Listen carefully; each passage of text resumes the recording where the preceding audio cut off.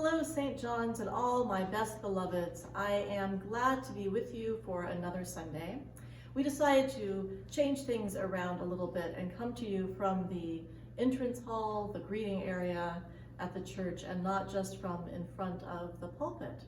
We know this is your space, and we imagine that you miss it, and we look forward to being able to be together again, and we will wait until we can do that safely. So for now, welcome to your church, welcome to the entrance hall, and we are glad you are here. If you remember way back oh so long ago when we used to gather in person, we would often start with the words of William F. Schultz. If you know these words, feel free to say them along with me.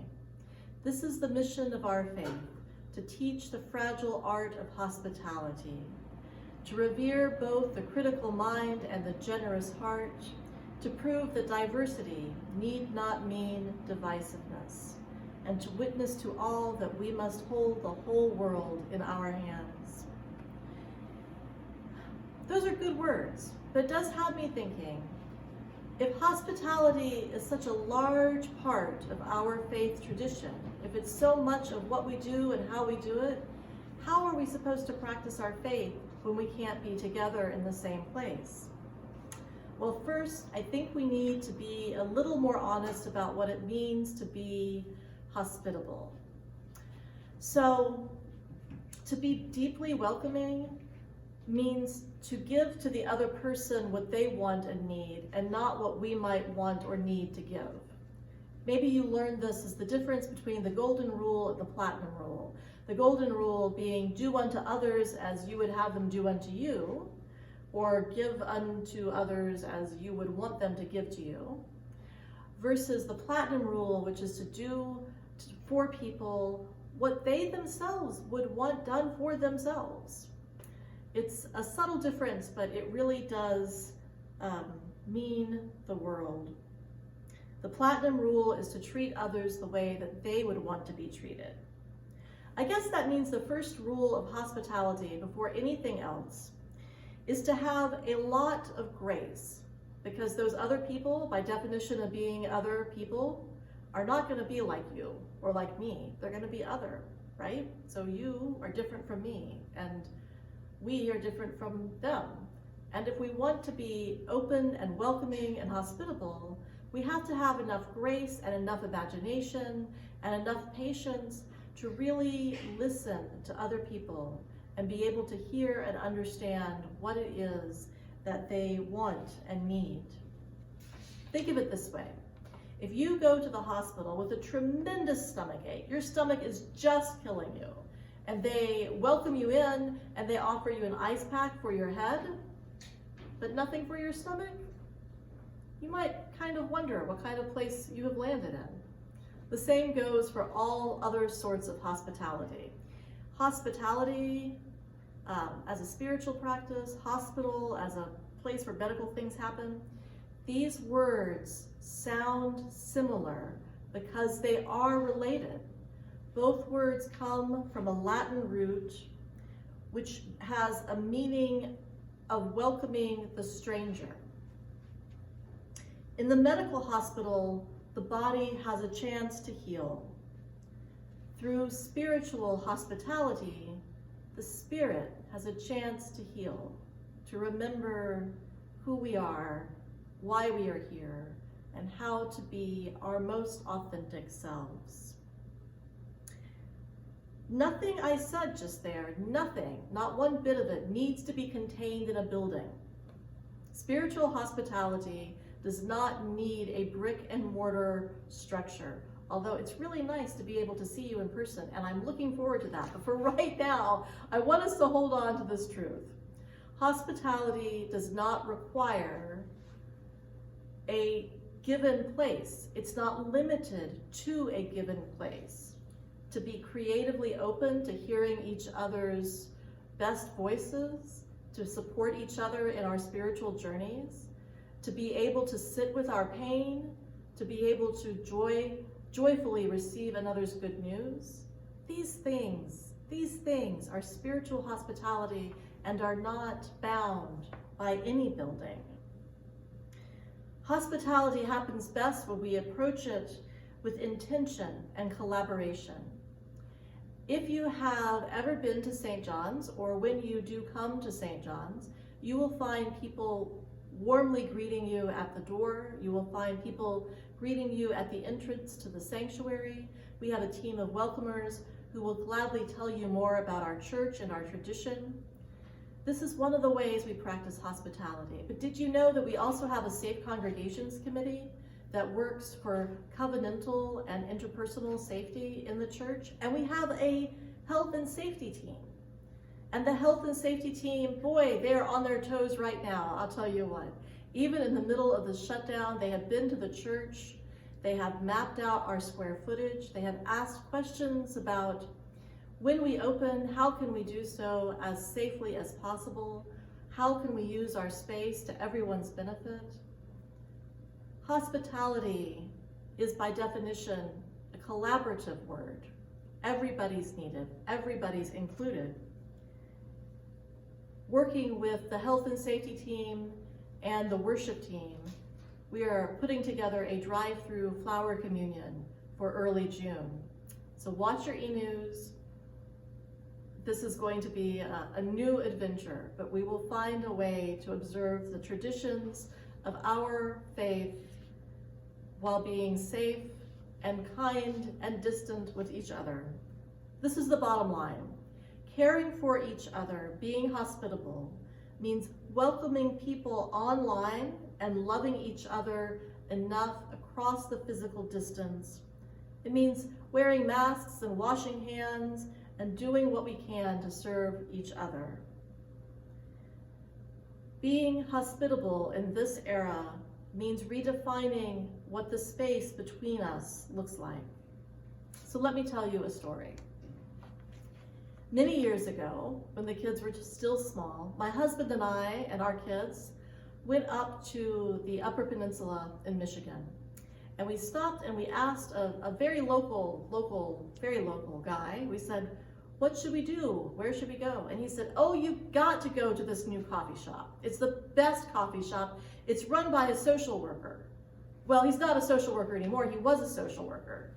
Well, he was a social worker and then he almost died and he was in the hospital, but then he got out of the hospital and then he started a coffee shop, and you've got to go to the coffee shop because it's the best coffee shop. Well, who could resist an invitation like that? So we set off and we went to the coffee shop, and it was every bit as warm and friendly and delightful as our first guest had suggested it would be. And I sat down and I talked with the owner for far too long. But it was a good conversation. I said, is it true that you went from social work to coffee shop? And how did you do that? And what does that mean? What is that like? And he said, they really were the same. The kind of social work he practiced involved caring for families who were in some level of distress. And the way he ran his coffee shop was to welcome in people no matter where they were in their journey, even if they were in distress, and to help them find something good, something healing and nurturing, something to make their lives a little better. He explained it like this. He said, in a family, in a marriage, there is always something between the people. And in a healthy family, this spirit that dwells between will hold. It is nurtured by love and patience and kindness, and it will hold the family member in its care, even as the family holds that spirit among them. When a family is in distress, when there is anger and frustration and all those things that characterize human interaction, when that is what is being held in the family, in the spirit that moves among the family, something has to change. And that spirit, that space between us, needs to be blessed and made more whole. The coffee shop, he explained, is a place where people come in with whatever energy they have that day.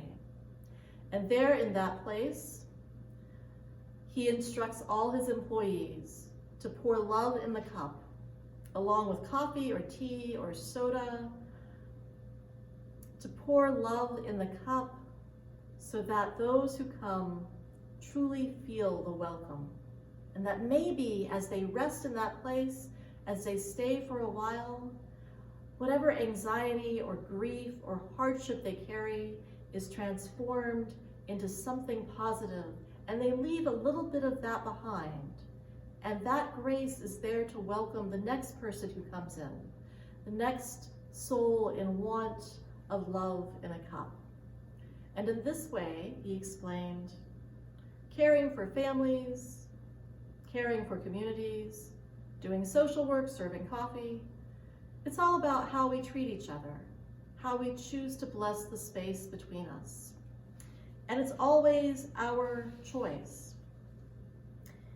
Now, I'm going to suggest to you the space between us isn't necessarily limited to feet or inches or meters or miles. The space between us is only limited by our imagination and our intention. We have enough creativity to choose to extend our love and our hospitality across whatever might distance us. We have the capacity to hold each other in loving kindness and to listen for what each other needs, in spite of everything that would otherwise keep us apart. This is everything I have ever tried to do in church, which is now out the window because we can't be together. But everything I have ever tried to do in church is to cultivate the kindness in the space between us. When you come to church, what matters isn't really the minister, it really is the quality of interaction you bring and the way you care for each other. That's still true. It is still true that we can be together, even if we are not in the same place. We are, as I said, creative enough to hold that spirit across the distance. The space between us has always been sacred. It will always be sacred, and it might be more sacred now. What if hospitality could be a way of life, a way of living and moving through our days, no matter what our days bring us? What if we were open-hearted towards everyone, stranger and friend? I suspect our smiles would have to be so genuine that they showed through our eyes, because we'd all be wearing face masks when we were out in public. I suspect that living simply would become living joyfully.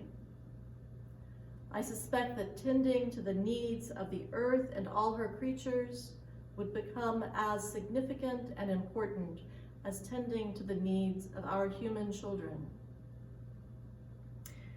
When we carry hospitality beyond the limits of this building, it infuses all the justice work we do. And I know that many of you are still actively pursuing the commitments you made before the quarantine started. And I know that others of you have had to set down your justice work for a time as you try to figure out how to make it through this day alone. But here's the thing, if we're all doing what we can, it will be enough. If we all do what we can, it will be enough. To honor the space between us is to acknowledge the sacred quality of the whole of creation, for there is no place where we might go that the holy is not also present. Have faith, my friends. The space between us is sacred and the source of blessing, no matter how far apart we might be. Until we see each other again, be well.